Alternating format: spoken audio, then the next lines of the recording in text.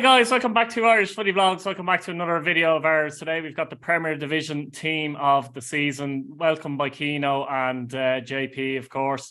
3-5-2 system we've gone with for this one. It's been a vote basically between 5 people in the group, so this isn't an individual team of the season. And to be fair, we've been at this a while. We've gone through it, and we've come up with this team. A lot of good players have been left out as usual as well. That always happens. But to be fair, we watch a lot of games. A lot of people just watch their own teams. We see a lot of games. We see a lot of players playing. So I think we're in a decent position to be able to do this, lads, aren't we? We'll go for the goalkeeper first, and we're after coming up with Alan Manis. I'll start off with you, Keno, here. 15 clean sheets this season. It's hard to argue against Alan Manis. He's 40 and he's still flying. Yeah, look, at best keeper in the league, no doubt. I think Brian Maher was in with a shout, definitely. I just think with Alan Manis winning the league, even for his longevity and the age that he's at, I think it's even more impressive that I think he deserves that hands down. By far the best keeper in the league. Brian Maher's not far off him. I'd say he will be just as good as him in time. But at this minute in time, by far, I don't think anyone comes close.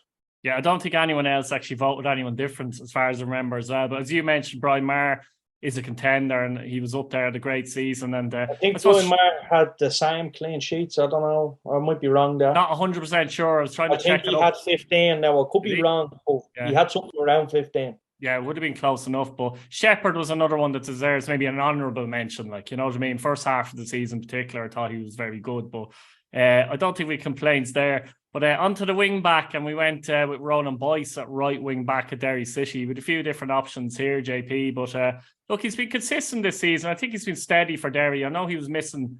He was injured for some of the first part of the season, but I think we had a lot of right wing backs that maybe had a good stage of the season. But I think with him, he's been a steady Eddie throughout the season, to be fair to him, has he? He has. I think he said himself a level last year that it probably wasn't going to make again this year. You know what I mean? Like, I think he scored 8 goals from right wing back, but I think this year his role kind of changed a wee bit as well. Like, it wasn't as last year. Derry predominantly played a back five, and he played as the right wing back. Where this year he's playing more as the right back. I must say that surprised myself a wee bit that he was in, but I suppose I was probably judging him on what he done last year, and sort of. But then when I sat back and reflected and thought, you know what, he has been very steady. He hasn't let us down when he's come in, and he's very hard defender to come up against, and he shared the role with Cameron Dummigan this year, and I think no matter what role Cameron played this year, he was absolutely outstanding. And so for Ronan to be up against that kind of competition, he needs to keep his standards high, and he no doubt did that. Yeah, I suppose Keno, Lewis McCarry was a possible option in Dundalk as well, but he had a similar, like I mentioned there, how some people are good for one half of the season or the second half. He was a bit like that for Dundalk, and maybe not as good defensively as Boyce. Barry Cotter as well, probably. They were the 3. If Barry was at Pats from the start of the year, he'd be nailed on for right back of the year. I don't think his performance since he's signed for Pats, like, he's been immense. He's been frighteningly good. So I think Barry is probably the best right back in the country at the minute. But overall, I definitely think Ronan Boyce deserves it. And McCarty, if I'm not sure, I actually can't remember the team, but if anyone from Dundalk is in it, McCarty and Shepherd were probably going to be the 2, I think. But look, I don't know. I can't remember, to be honest with you. We'll get on to it soon, so we will. Left wing back is Andy Lyons, and look, there's no debate there. I mean, apart from the statistics of 9 goals and 9 assists, just watching him play, just sensational, Keno. Yeah, excellent. Look, again, he was nailed on. I don't think anyone would even thought of anyone different.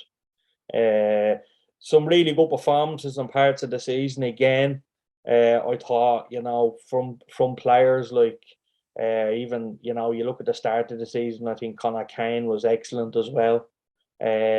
Was really good at at the very start of the season, Kerr. But you know, I do. I think I don't. You can't put him up against Andy Lyons.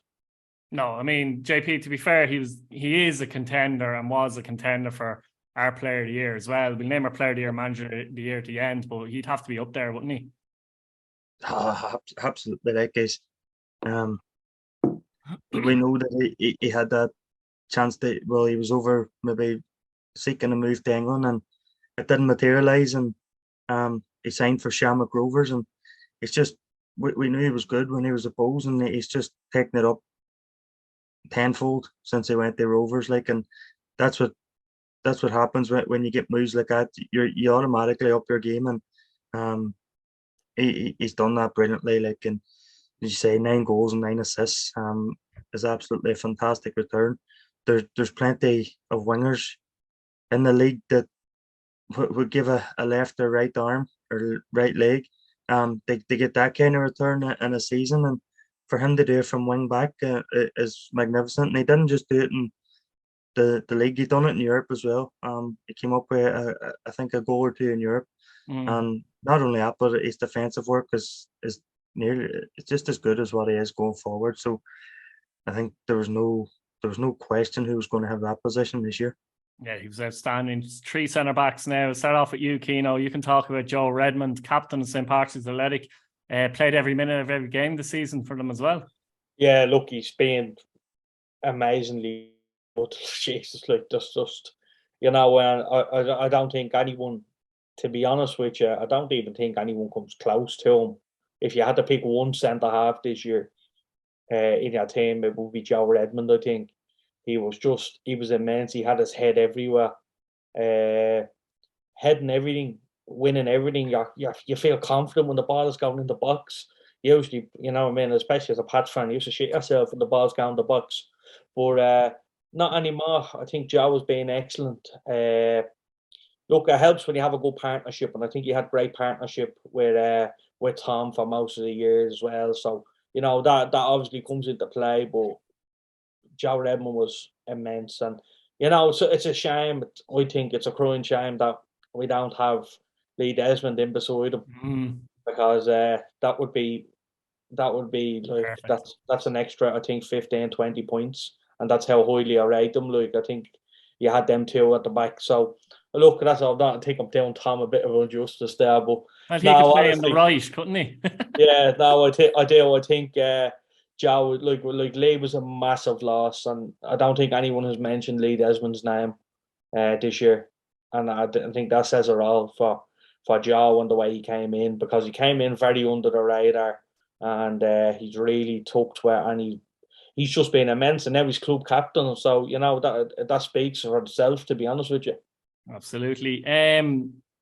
JP, Mark Connolly, I was going to say Derry City, but we'll say we've half a Dundalk player in here, because let's be honest, he is getting it for his performances at Dundalk and Derry. And we've seen the differences from when he was at Dundalk to when he left Dundalk, and the difference he's made to that Derry backline, because they went and strewn of clean sheets with him involved as well. Yeah, I think Rovers in the cup was the first goal they'd conceded in 7 games or something like that. After we withdrew with Drogheda or something, and since he signed, he's been absolutely immense. We had an idea from about May time that we were going to lose Owen Toll. It was just about how we were going to get in to replace him, and right in the final week, Rory Higgins had this move up his sleeve, and he went and he got him from Dundee United, because it was Dundee he got him from, not Dundalk, like. So he was magnificent for Dundalk, scored against Derry in the first game of the season, and built upon it. And as you say, like, we saw that the defensive problems that Dundalk had in the second half of the season.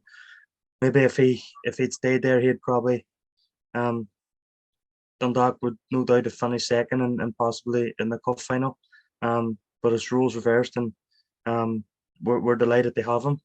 He's an excellent signing, and he just provides so much experience and leadership to that back line that was potentially missing prior to his arrival.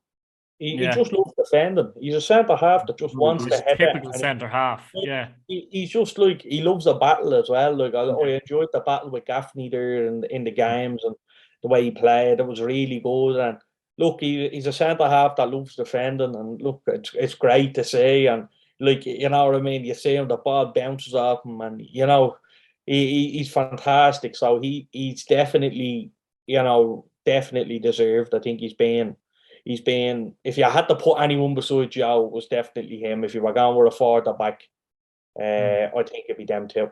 Yeah, the other one we went with was Pico Lopez, and I know he went through a spell there where he was injured, but by God, when he plays, when you watch him play live, lads, you know yourselves, like, isn't he? He's completely. I don't think people understand how good he is actually until he plays. He's a Rolls Royce, exactly, Keno, isn't he?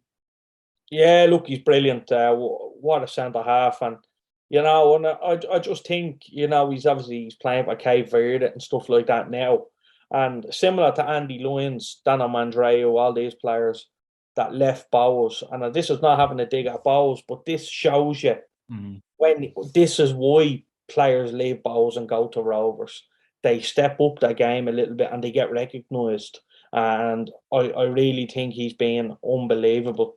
Ever since, probably since Bradley came in, really, he's been fantastic, and he's grown, and he's really taken into that position, because he kind of came as a half midfielder, you know, half number six, half centre half, and he kind of didn't really have a position. He was kind of thrown in, and look, the fans love him. I think everyone seems to like him. But yeah, he's a great centre half, and look, definitely deserved. I know he's been out injured.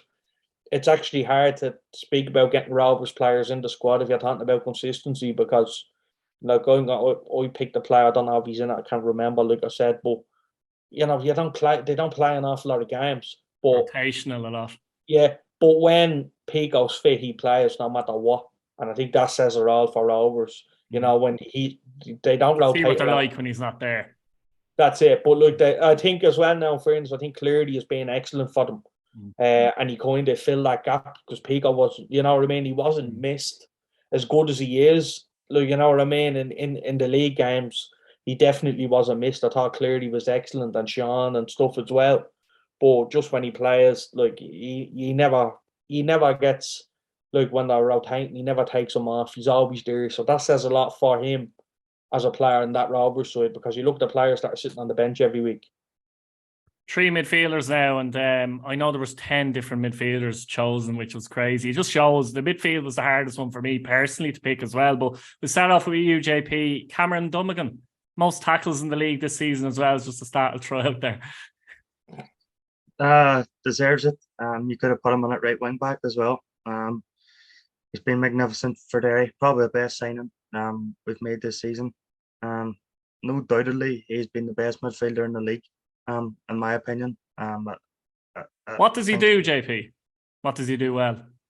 He just reads the game so well, Keith. Like, he sees the pass before it's even made.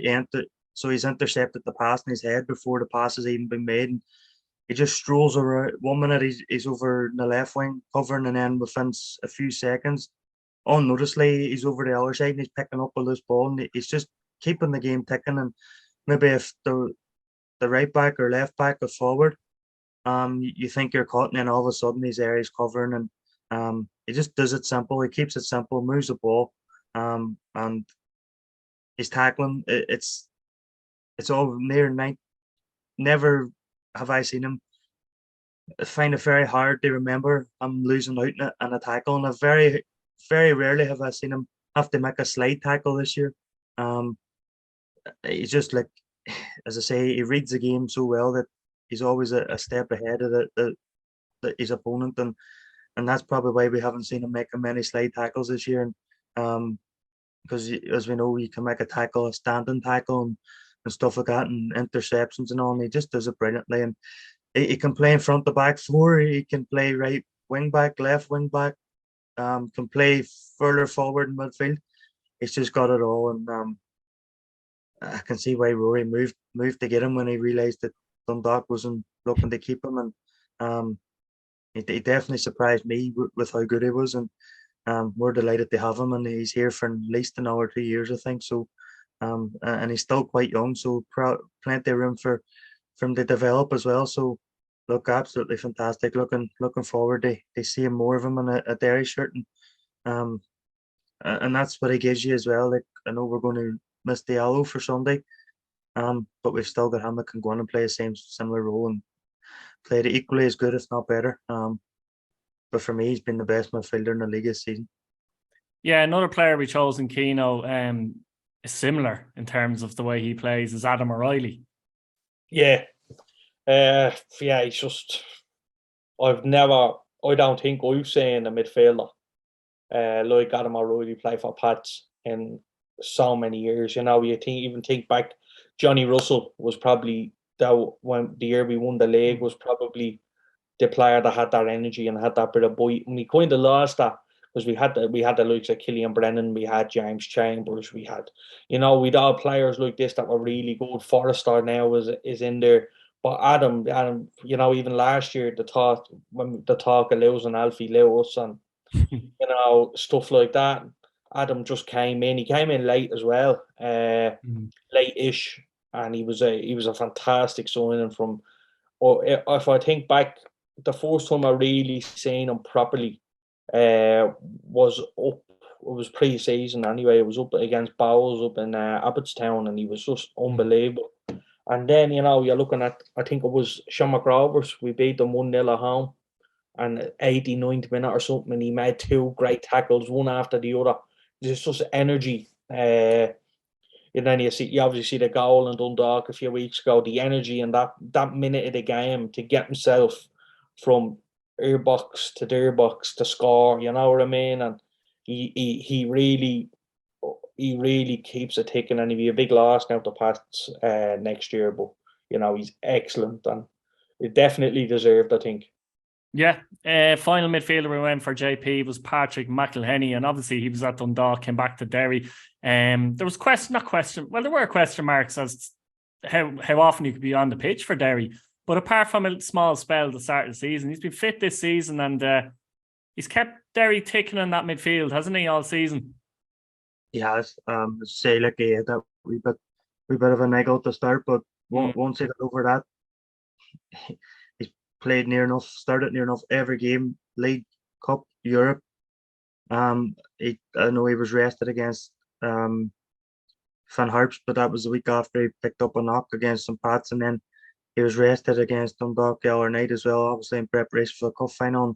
There might have been one other game that he didn't start in that period, and normally when we talk about Patrick McElhenney being in the team of the year, we're usually thinking about the number of goals and assists he got, but his role slightly changed this year.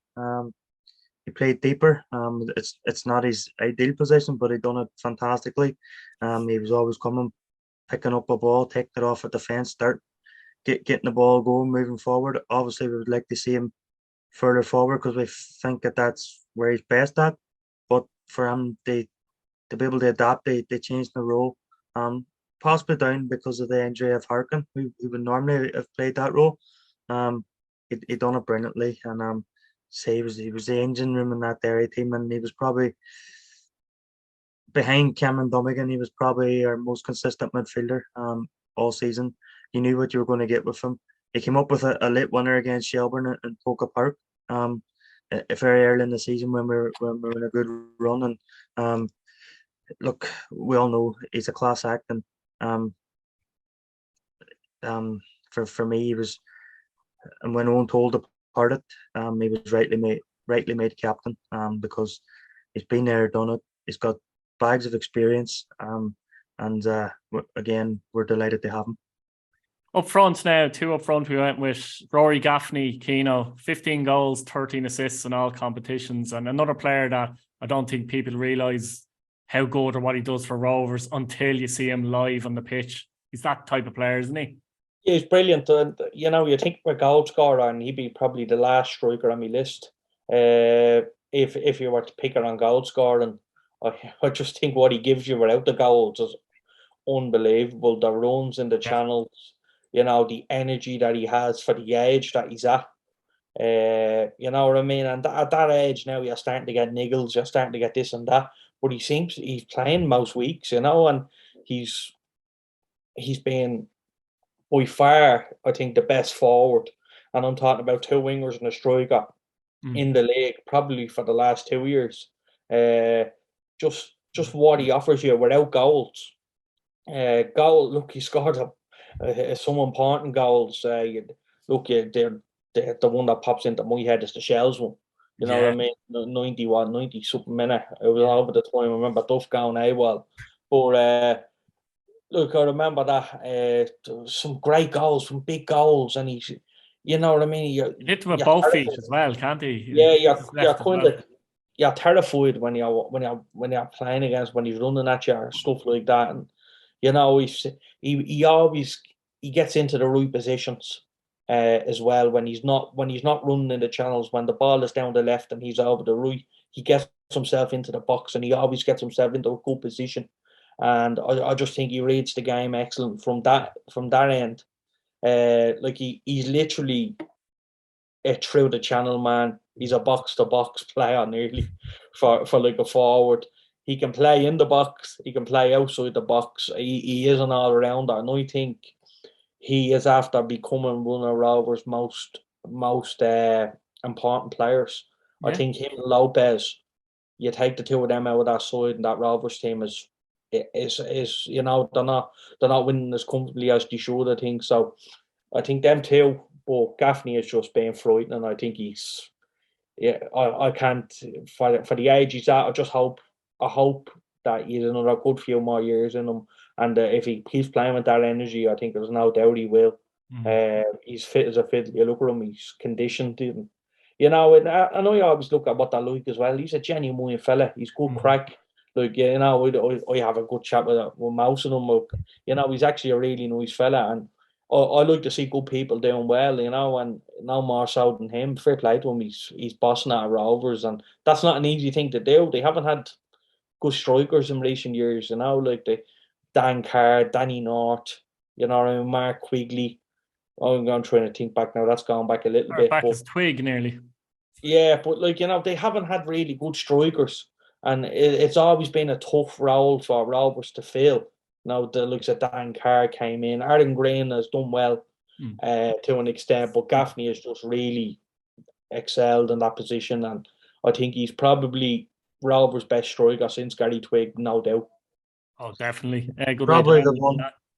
It's probably the one area that you could think it for Rovers to go to the next level, especially in Europe, that's probably the area that they could improve on, and that's not taking anything away from Gaffney, but somebody of the same kind of caliber as him up alongside him. That's probably the one area that you would look at it if they could improve on, because we know what they've done in the league. That they'll want to go one bit. They'll probably want to go better in Europe next year, and that's probably the one area that you would find that they'd be lacking. Yeah, Aidan Keena only to 21 goals this season, 18 in the league, and JP, to be fair, different player to Gaffney, but it's not just the goals with him either. He's been superb, to be fair to him. Like, I wasn't sure about him at all at the start of the season, but I am now.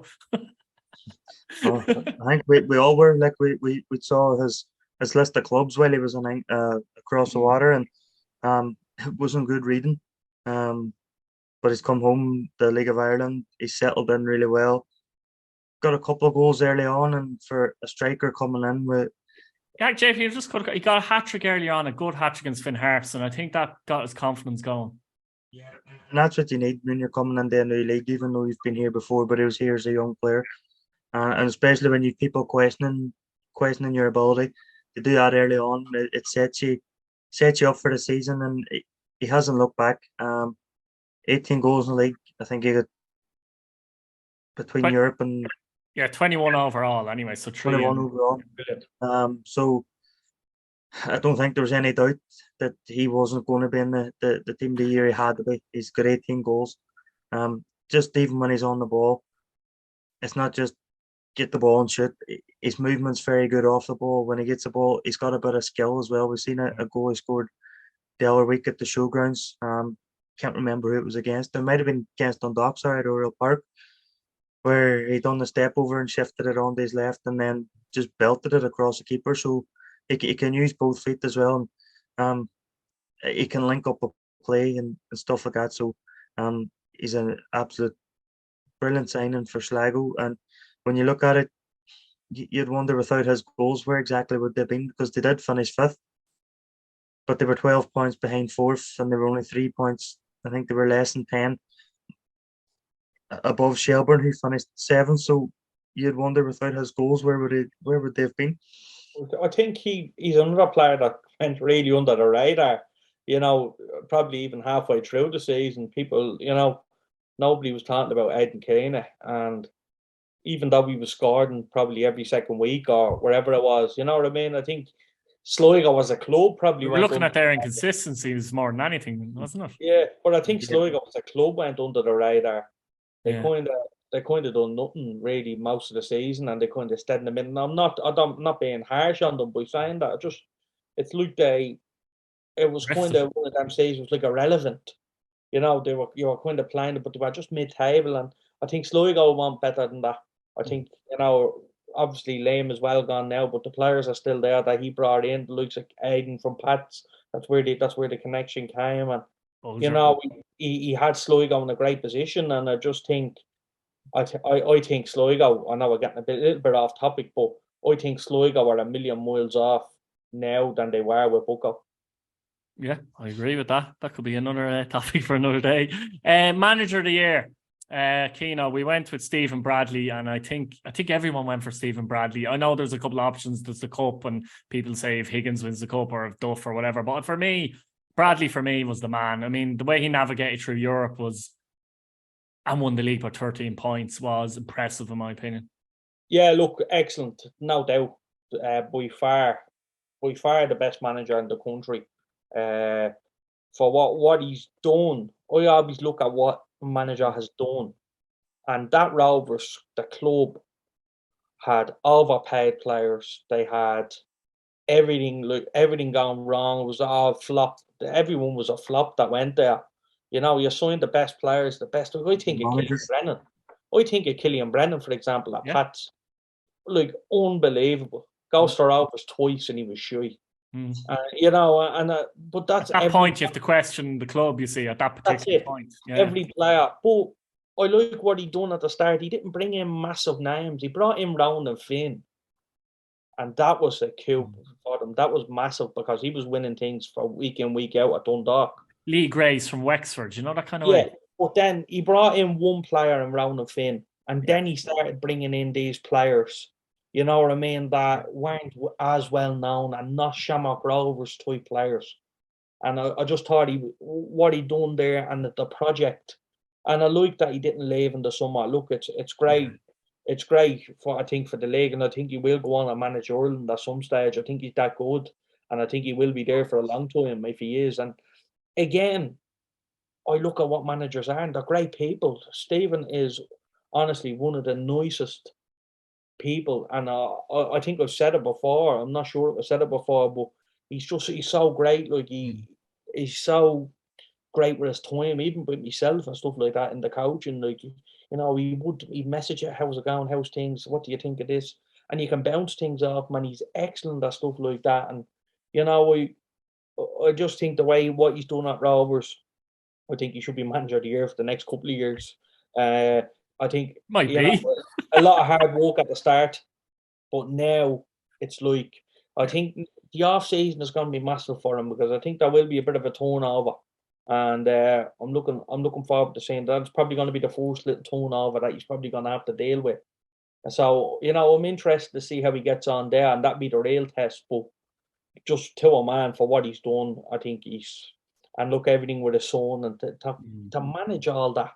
And, I think it's excellent. And, seeing the celebrations for the title and stuff, look, it's something that I don't watch, to be honest with you. I never watch another team doing it like that. But when I heard it was like this, I turned it on. I was there. I was looking at it, and, it was great. And usually you're walking out the door at that stage. You don't really give a shit, but you stay for that.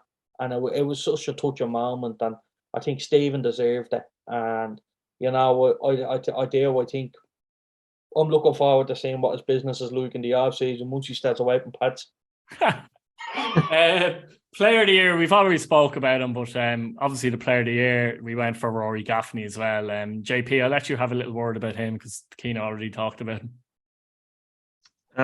Keno summed him up well. Just a great all-round striker, goal scorer. He's got everything: left foot, right foot. He brings a lot to Shamrock Rovers team. He can hold the ball up. He can run in behind, similar to what we talked about with Aidan Keena. But it's the how he does it. Like that goal against Shelburne, the sealed the 3 points and effectively, in my opinion, sealed the title for them. Yeah. He read that the ball was going to be flicked away at the near post before it was even happening, and that's why he got on their position to be able to volley it on the back of net. And again, I talked about Andy Lyons coming up with key goals in Europe, and I think he did as well. And he's not young either. Like he's 33, probably 43, I think he is. 33, yeah. So he's probably on the wind down in his career, but he's still very much got a lot to give Shamrock Rovers. And look, I don't think Shamrock Rovers achieved what they've achieved this year without him. To be honest, and as we said that earlier about Pico Lopez, when Rovers were rotating the team, Pico Lopez always found himself in there, and I think more often than not, Rory Gaffney was the same, and well deserving player of the year. Despite falling eight goals behind Keenan, the race for the Golden Boot, but it's the other stuff that it gives you that I think you have to give it to him. Yeah, sure. I think people are going to be giving out on that. Yeah, but you can't give. I was just going to say you can't give it to whoever necessarily gets the top score every year. Otherwise, Pico Lopez can't get it, or yourself. Yeah, you're gonna get a lot of people giving out about this team, and look what you. Yeah, obviously. But if you watch the games, and it's more than assists and stuff like that. It's more than goals, and I just think these players that picked, in fairness, is probably the best of the season, and you know what I mean. And look, I know people will probably look how is Dundalk touring the league and there's no one in it and stuff like that. But you would say with Dundalk that maybe they were more balanced unit overall. That's the way I'd see it. This is an individual thing, but also there's players there have listed that weren't picked that were good throughout the season. For example, I mentioned McCarry, Luke Byrne at Shelburne deserves a shout out. I think he's done well. Paddy Kirk, sluggish. Jack Byrne, 12 assists, even though. Do you know what I mean? Like he was in and out of the team, but he's still, Gary O'Neill will patch him. People start shouting at as well because he's got 10 goals, 6 assists. Chris Forrester, Gary Deegan played well at times as well for Drogheda, But that's going to happen. There's going to be players that played well that aren't in the team. It doesn't mean you don't think these players performed. And everyone has their own opinions. But as I said at the top of the show, we do see a lot of football. Like we just don't see our own team, whereas a lot of people will see their own team, and that's pretty much it. Yeah, I'm looking forward to seeing the player of the year and the team of the year. Yeah, be interesting how matches actually. I'll be at that, so I'm actually looking forward to it. Have you got your tuxedo already in your? Well, it's rented, so I have to throw it on. But no, looking forward to it. I have to say, it's been the quality has been amazing this year. I've enjoyed it as usual. Yeah, it's something that we probably never really had, but I'm thinking back 3 or 4 years, the quality wasn't really there. You look back in team of the years and Dundalk could win the league and there'd be 9 of them in that or something. You know what I mean? I just think it's more of a competitive league now, and I think it just shows you. Look, your players 5th, 4th in the league getting into the team of the year, and I think it shows you the quality of every team in it. So I'm happy enough, and anyway. Daz will be disappointed there's no Bowes players. But just before we go quickly, I'll go through. I didn't even name them in the contenders, did I? But I'll go through the team quickly before we go. So Alan Madison goal. We've Boyce right wing back. We have Lyons left wing back. Pico, Joe Redmond, and Connolly as centre backs. Cameron Dummigan, McElhenney, O'Reilly in midfield, Keena and Gaffney up front. So, guys, I'm sure you'll let us know how terrible we are in the comments. But thanks for coming on, Keeno and JP. See you later. Thank you. Cheers, lads.